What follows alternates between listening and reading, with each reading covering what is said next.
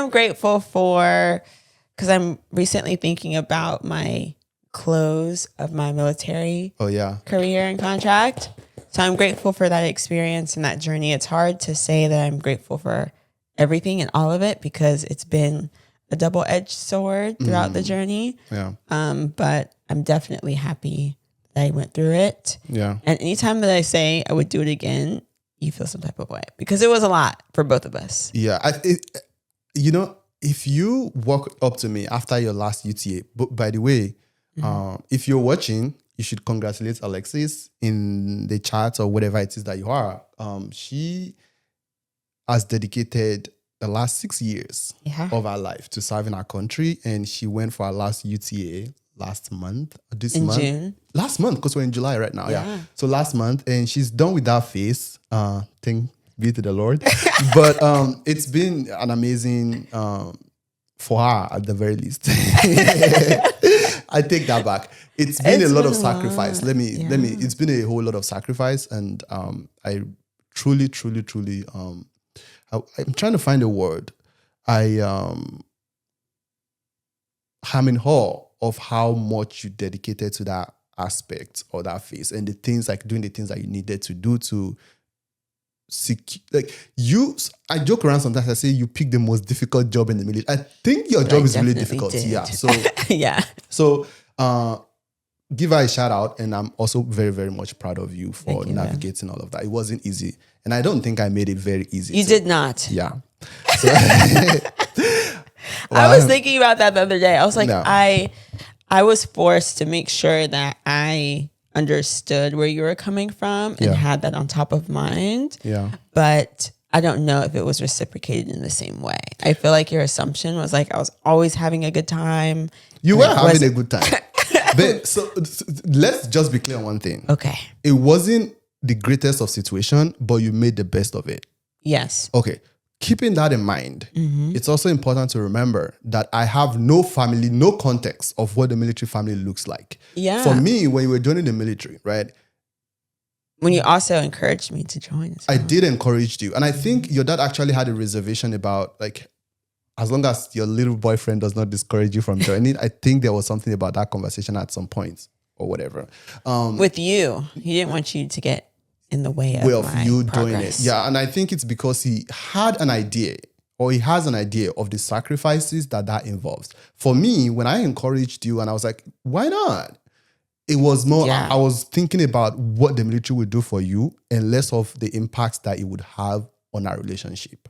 So, and I came in knowing that it would impact us because I had context from a military family. Yeah, I did not have that context. Okay? Yeah, so I understand that, right? Okay. But also it's important for the person actually going through it to lend perspective and grace to them as well. Because they're navigating this for the first time too, me. Yeah, you know? I think I lent grace as much as I possibly can afford. You can't just say, oh, I didn't do all of that. I think I did. I think I gave you more grace than you gave me. Of course, because also, yeah, you did. I'm not going to take that away from you. I think you did. And I think this is important. I think in that dynamics, one, you had more context of what it takes than I do. Two, you're living in it. It's your lived experience. I'm just sharing part of that experience with you. I'm not the main character in this particular situation. So you have a very clear and bigger picture of what's going on. The best that I could do from my point of view is to be as accommodating as I possibly can. And there's no doubt that can fall short when it comes to the amount of grace and latitude that you would expect. You get what I'm saying? Like, that's the way that I think about it. It wasn't like from you, I don't think my maximum level of acceptance of this situation would never, under any circumstance, measure up to you being satisfied with the current situation. Like, it would not be enough. Even from my point of view, based on like where I'm coming from or my experience or my understanding of your situation, if I reached my peak of I have done a lot, it will still not measure up to what would have been satisfactory on your end because you've had this experience with your dad.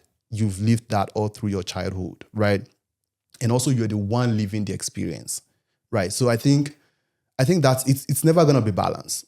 That's it. And I think at some point I had to come to that understanding, because I also, there was a statement that you made at one particular point in time that, do you not think of me, the person that is leaving the house and is going out for all this mission? And I had to ask myself, I was like, this is true.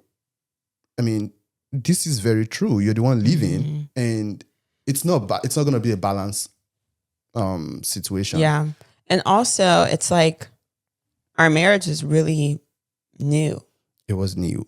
We got married when I got back from tech school. Yeah. So, and that was just the beginning of everything. It was rough. I don't think I don't think you also give me enough credit. No, I definitely give you credit for being able to withstand. It was rough. The sacrifice, because you having no context, it's going to be a major impact on you. And so I always had that on top of mind. It's like, I understand where he's coming from, because he has no context. He's not even living in the country that he came from. Even you didn't know.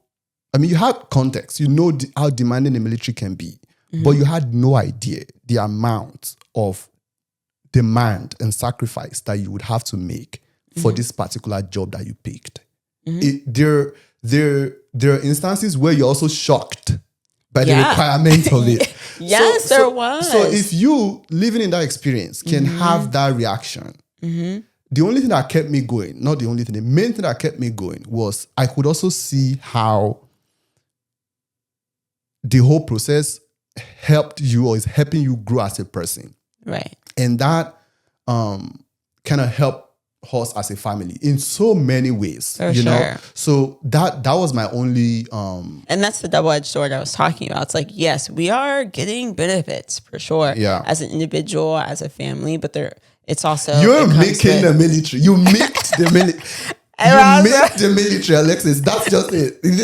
I rub the government's back, it rubs mine. Yeah. Which is fair. Yeah, which is fair. I have a whole episode, single person episode I want to make about that, but it's okay.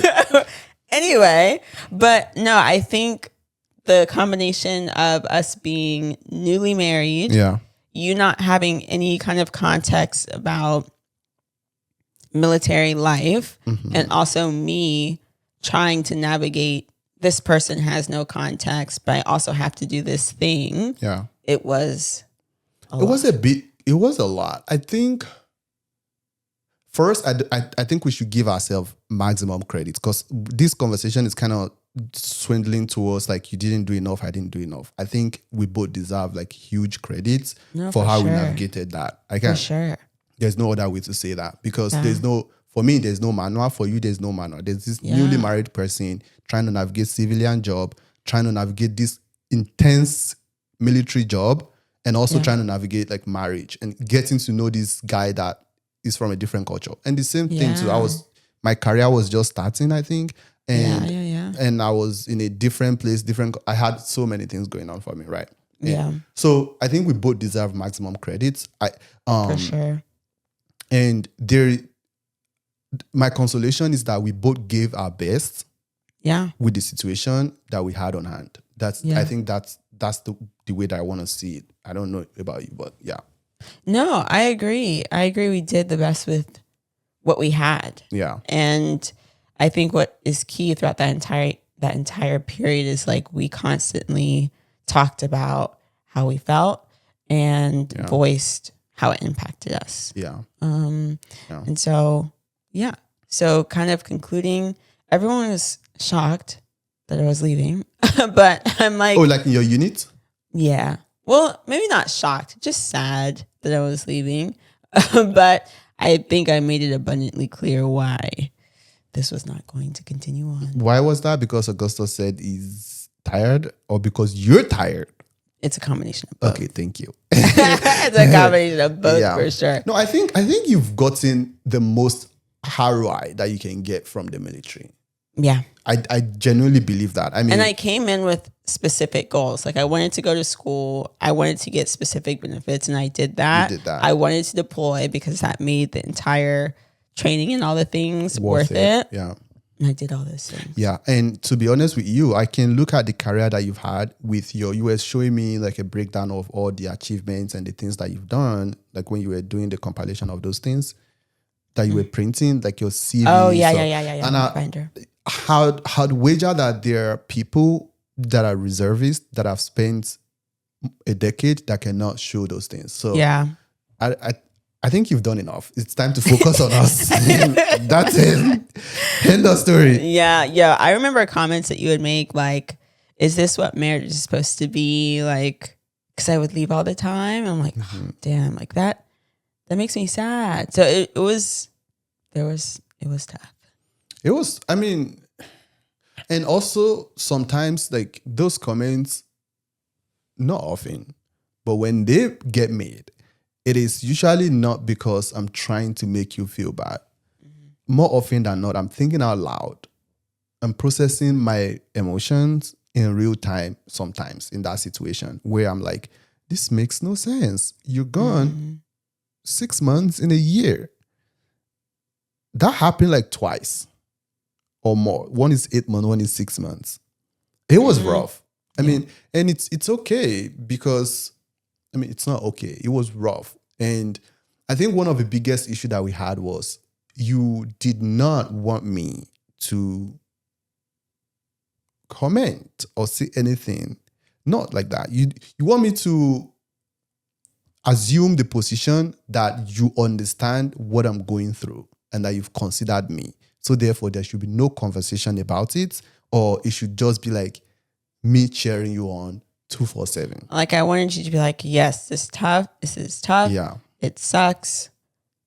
Let's get through it, but don't cause each other any extra stress. Yeah, but to me, there was no room for what is it called? There was no room for me to express how I felt or how I'm feeling. There was like, and I'm. You feel like there was no room throughout the entire time? Not throughout. I mean, we had conversation about it too. Remember, like we had some. I think one thing I think helped us really is how we never stop talking about the things that are important to us and how what we're saying or what we're doing made each of us feel. And I think that was very key. It had to be a continuous conversation. Yeah. But I think in the grand summary of it, though, I think that a part of you, from my point of view, a part of you felt like I should have this default understanding that that is hard, which I don't doubt. And on top of that you've also considered me. So therefore, I don't need to express or say the things that I feel about this particular situation because it is what it is. And that, in most cases, kind of cause some issues. Like, because that's how I was processing it. It's like, I can't not go. Yeah. Like, I have to do the job. So it is what it is. Yeah, but that was my permission. That was my position, and that's how I got through the majority of it, because it's like, yeah, but you do know that I have an understanding that you cannot choose not to go, right? That I know that that's not an option, right? I know that it has to happen. I think what was lacking from my point of view was the room to allow me to grieve the time that we don't have together. For me to allow, not grieve, that's not the word. For me to, there was very little room for that feeling of me missing out to be entertained. Like when I talk about it, it upsets you. And I think I know why. It upsets because you also feel some type of way about it. And you would rather have it not discussed, with us both knowing that, oh yeah, this sucks. But I didn't give you that opportunity. I was like, I want to talk about this because this sucks. Yeah.